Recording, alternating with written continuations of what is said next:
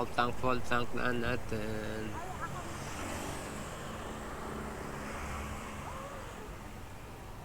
Baka muna to. Kuya, full tank, unleaded. Ay, kunin mo. Saan ba nakalagay? Dito? Saan bang bag mo maliit? Baka. Kunin mo na. Ikaw, 5 mo kaya? Ay, kuya. Wait lang, kuya. So, 305 yung full tank natin. So, check muna natin yung tire pressure. Baba ka na muna.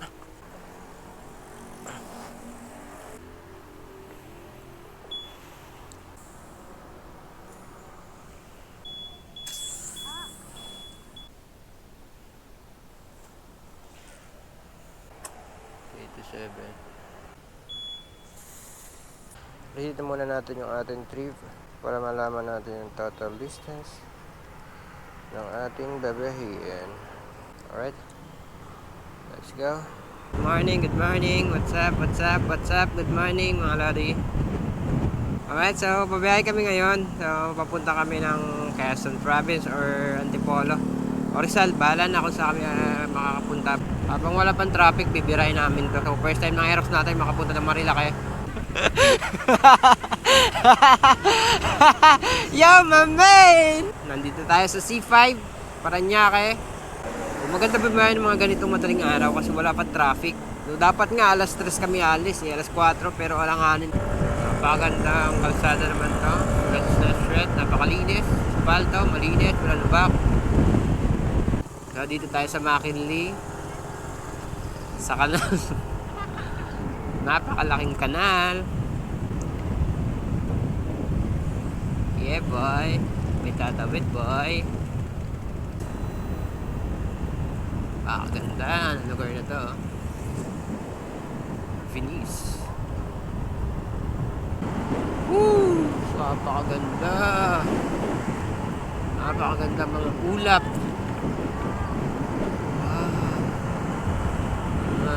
Napakaganda naman ang sunrise na yan. Kapag ang ulap, sana hindi umulan. Dito tayo ngayon sa Marcos Highway, Antipolo, Pasig yata. I don't know, we don't know kung anong tawag din eh. But Marcos Highway na ito mga lakad, dito tayo sa Marcos Highway. Napakalamig, wala tayong gloves. Lamig, grabe.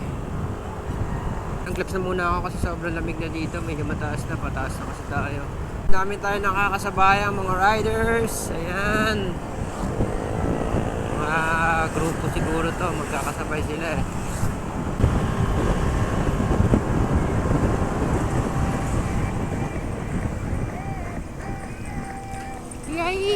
Yeah. Woo! Big bike! Napakaangas niya, my man! With the back ride! Ba't yung isa walang back ride? Woo! Oh, ganda no? Grabe, ganda ng tunog. Napakalapit niya, my man. Ha? Ano? 1,000cc?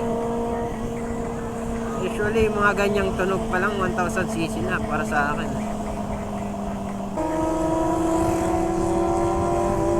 Napakaganda!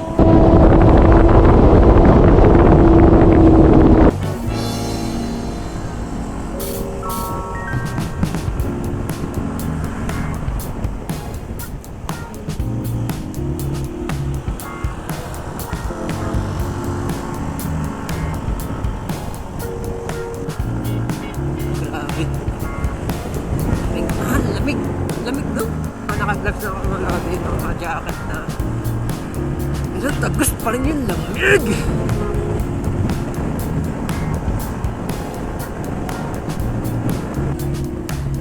Coffee and food. Oh, grabe, ang ganda oh. Ang sigat ng araw tapos ulap. Napakaganda! Good morning, Rizal!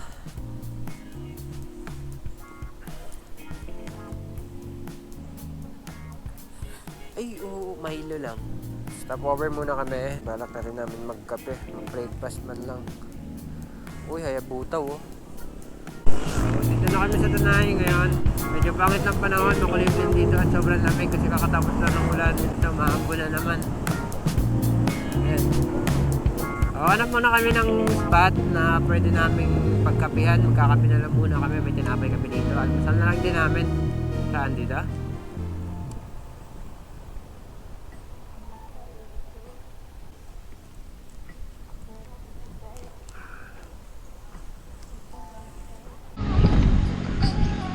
Papakita ko sa inyo yung view natin.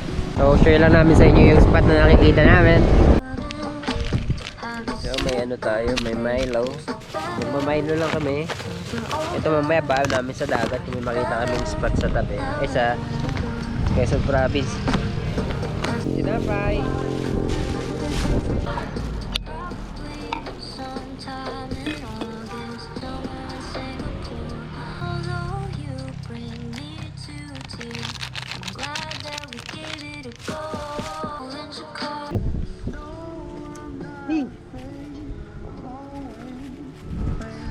Ay, may cheese tayong tinapay. Binili ako kanina.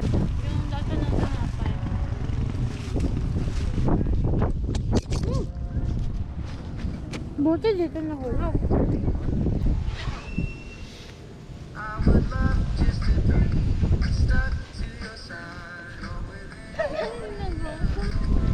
Breakfast kami. May Milo tsaka mga tinapay. With the nice view.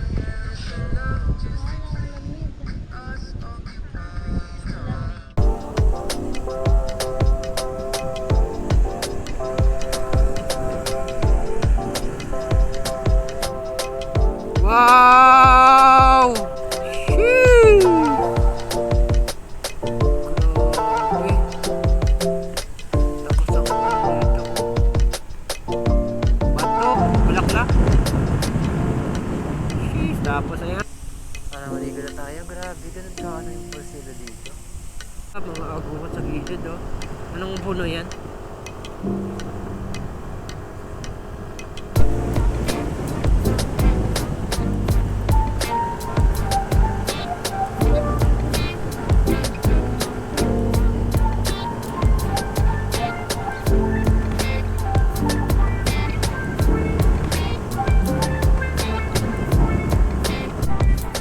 Grabe, ang dilim.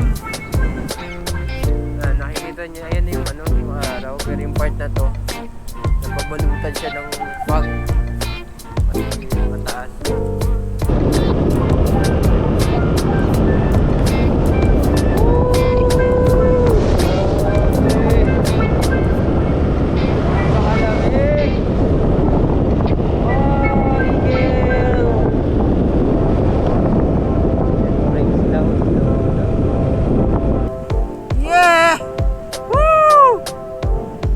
Solid.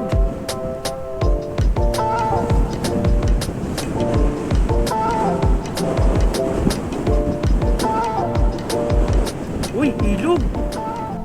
Paano kaya makababa dyan? Alright, next time pupunta tayo dyan. Ayan, dyan guys, dyan sa gilid. Maganda dyan tumambay sa gilid.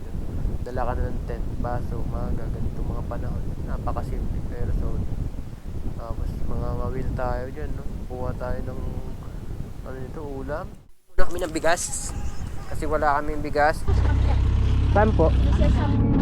Ay, yan. Yung maliit dito. Maliit. Dahil kalahati lang. Oo. Masarap itong bigas namin, sarili namin itong amin. Ay, dito talaga. Yun, ganda. Ano, sakto umulan. Nandito tayo kala nanay. Lagi ba umuulan dito, nay? Oo.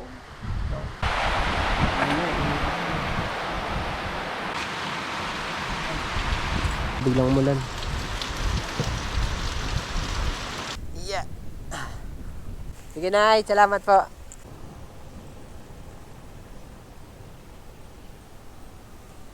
Nagpagas na kami. So, nabawasan kami ng 4 bars from Paranaque. So, total tinakbo niya 132 kilometers.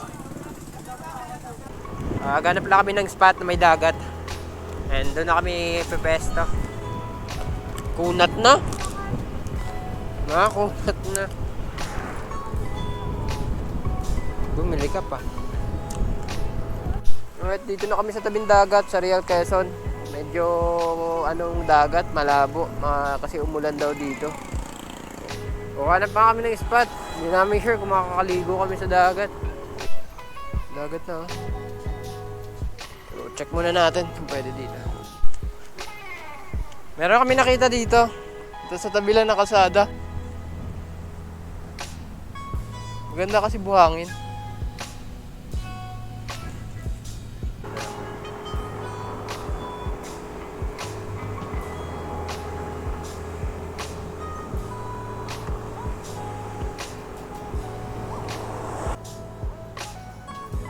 Grabe, lalaki ng alon. Oh, grabe yung bato mo. Pero kami nahanap ditong spot, pero bahala na. Dito na lang kami sa gilid. Kanya-kanyang pwesto na lang, hanap na lang kami ng pwesto.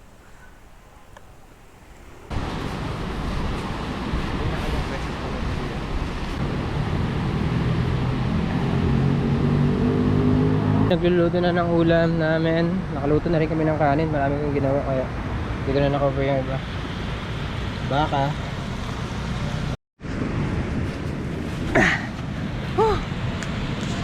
Alright, tapos na namin mag-ayos ng mga gamit namin. Ayan, so tapos nanghiram kami ng tent. Nanghiram kami ng mga pwedeng gamitin dito. Aray! Alright. Nakaluto lang kasi ng ulam namin. Kain na kami, sandok, ulam, kanin.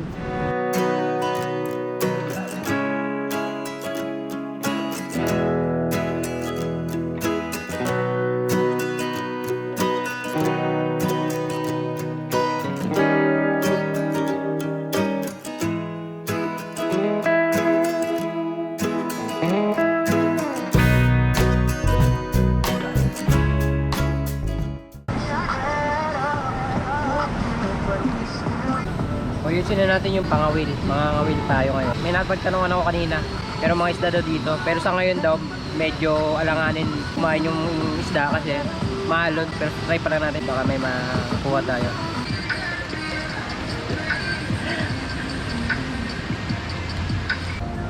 Gusto yung isa, may lagyan natin ng pain. Painan natin ng tinapay. Try natin kung kakain yung isda. Try namin dito mga ngawil kung meron. And nagpipicture-picture na rin kami. Yeah! Lakas ng alon dito, you know? Hindi ko nga lakas.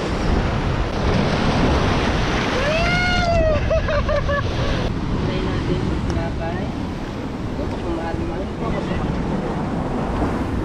Yap. Try natin kung meron pa tayo. Tabi-tabi. Tabi-tabi po.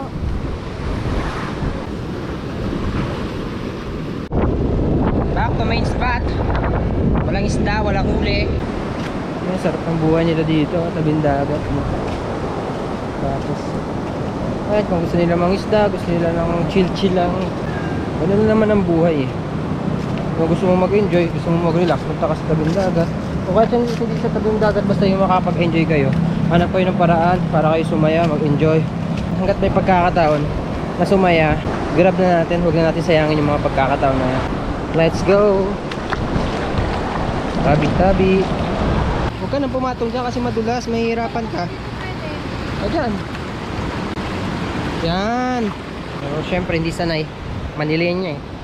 Habang pwede pa kaming gumala, habang nakakagala pa, habang may mga pagkakataon pa kaming gumala, ginagrab na namin yung mga pagkakataon na yun.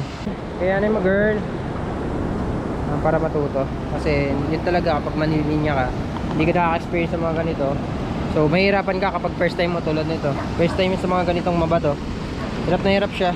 So hinahayaan natin para matuto. Spear fishing kami, may nakita kami kanina. Sumisid ako, maraming malalaking isda. Let's go!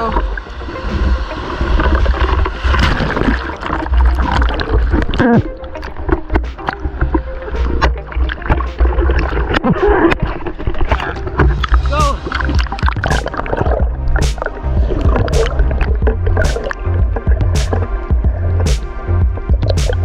Sana may makuha tayo! Ay, wala laki!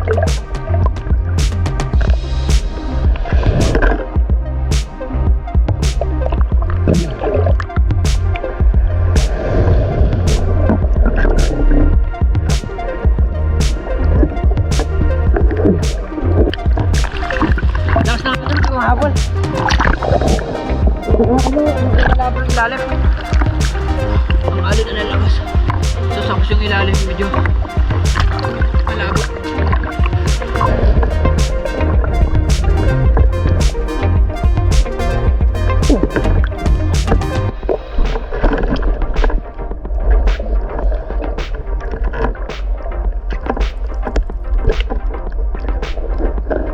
Ano naman? Gimana naman ang bilis?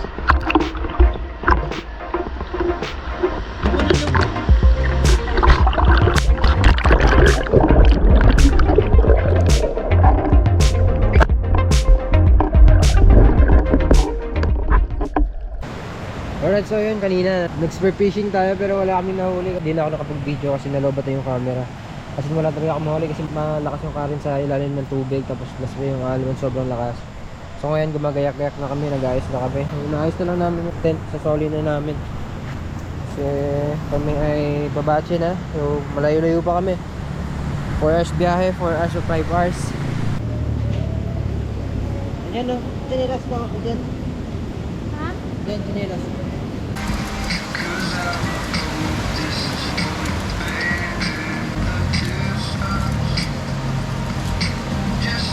7:30 na ng gabi. Nagkaroon na ng problema sa motor. So, yun, naghanap kami ng solusyon. Okay, nakahanap kami. Try pa lang namin kung magagawa ng paraan. Kung magawa ng paraan, hindi makakauwi kami. Kung hindi, sigurado, bukas na to. Pumunta lang kami doon, nakikonnect kami sa wifi para malaman namin kung anong issue, anong sira.